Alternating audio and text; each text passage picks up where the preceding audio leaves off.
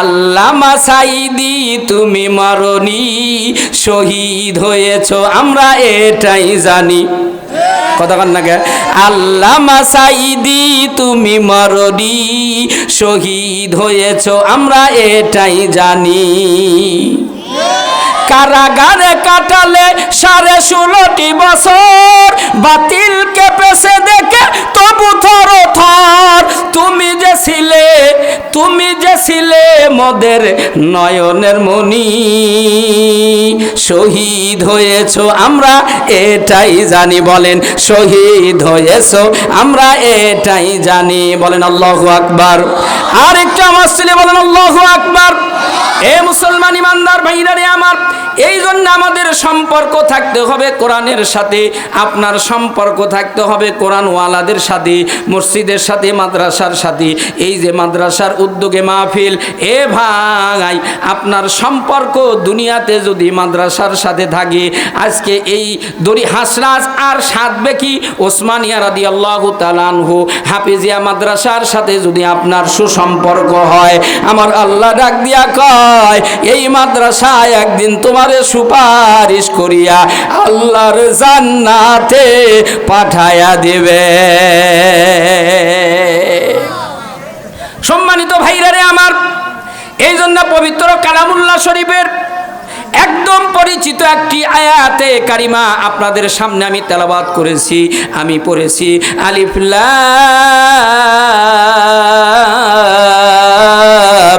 মিম যালিকাল কিতাবু লা রাইবা ফিহি হুদাল লিল মুত্তাকিন।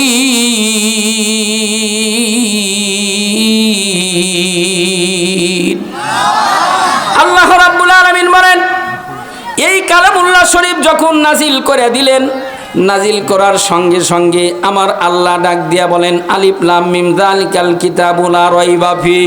এটা এমন একটা কিতাব যেই কিতাবের মধ্যে কোনো প্রকার সন্দেহ নাই। এখন বলেন, কোনো ব্যক্তি যদি বলে কোরআনের মধ্যে সন্দেহ আছে, কোরআন সংস্কার করা লাগবে, তার ঈমান আছে কয় পারসেন্ট? ঈমান আছে? এই কথা বলেন, ঈমান আছে? আরেকটা অস্ত্রে বলেন, যারা কোরআনকে নিয়ে সন্দেহ পোষণ করে তাদের কি ঈমান আছে? আল্লাহ রাব্বুল আলামিন বলেন যালিকাল কিতাবু লা রাইবা ফিহি। এটা এমন একটা কিতাব যেই কিতাবের মধ্যে সন্দেহ নাই, যেই কিতাবের মধ্যে সন্দেহের অবকাশ নাই।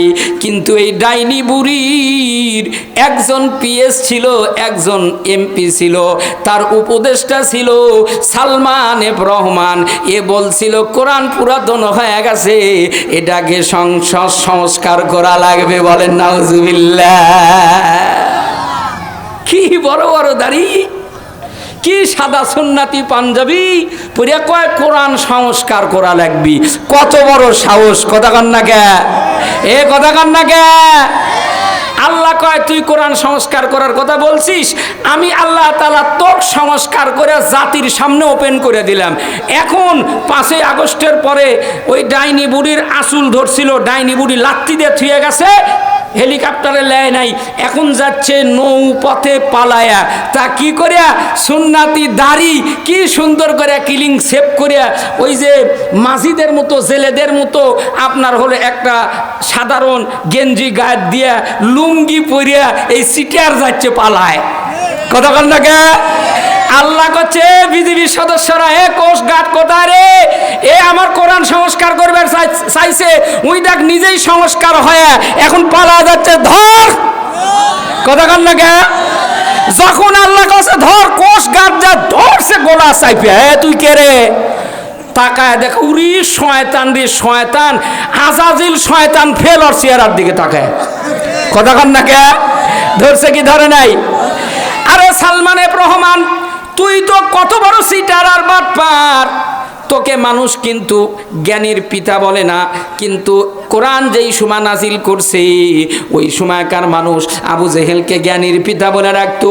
কিন্তু জ্ঞানীর পিতা হওয়ার পরেও আমার আল্লাহ কয় কোরআনের জ্ঞান নাই, তুই জ্ঞানীর পিতা না, তুই হলো মূর্খের পিতা। তোর মধ্যে কোরআন নাই, তুই কিসের জ্ঞানীর পিতা? তুই মূর্খের পিতা। নিয়ে সন্দেহ করে, রসুলকে গালিগালাজ করে, আল্লাহর নবীর উপরে আল্লাহ কোরআনুল কারীম নাজিল করে দিলেন। বন্ধু টেনশন করো না, ওরা সমালোচনা করে, সন্দেহ করে, তার উত্তর তার সাথে আমি ওপেন চ্যালেঞ্জ ঘোষণা করলাম। সূরাতুল বাকারা ১ম নাম্বার পারা আমার আল্লাহ ডাক দিয়া কয়, ওয়া ইন কুনতুম ফি রাইবিম মিম্মা নাযালনা আলা আবদিনা ফাআতু বিসূরাতিম মিন মিছলি ওয়াদউ শুহাদাআকুম মিন দুনিল্লাহি ইন কুনতুম সাদিকিন। আল্লাহ রাব্বুল আলামিন বলে, এ কারা আমার কোরআনকে নিয়ে সন্দেহ করো, আমার রসুলকে বলো এটা মানুষের বানানো কালাম।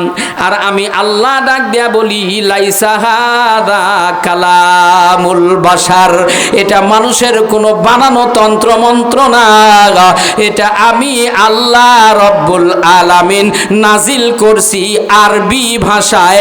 আওয়াজ তুলে চিল্লাই বলেন সুবহানাল্লাহ।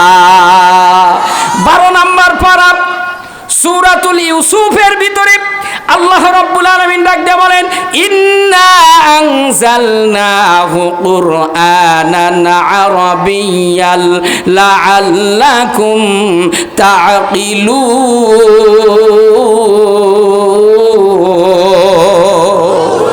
আল্লাহ রাব্বুল আলামিন বলেন, নিশ্চয়ই আমি কোরআন নাজিল করছি আরবি ভাষায়। কেন করলাম আরবি ভাষায়? আমি এই কারণে কোরআন আরবি ভাষায় নাজিল করছি যেন তোমরা সহজেই বুঝতে পারো।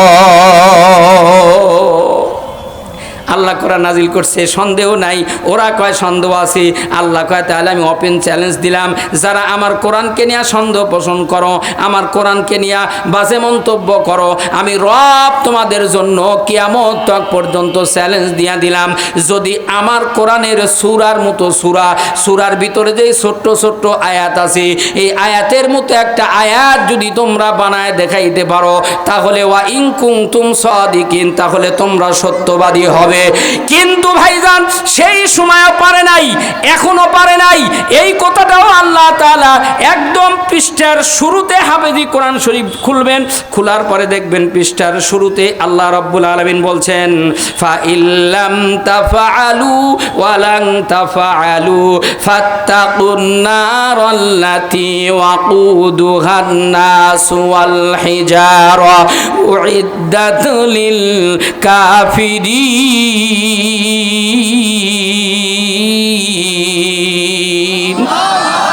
আল্লাহ রাব্বুল আলামিন বলেন, ফাইল্লাম তাফালু, তোমরা পারবে না, ওয়ালান তাফালু, কখনোই তোমরা পারবে না।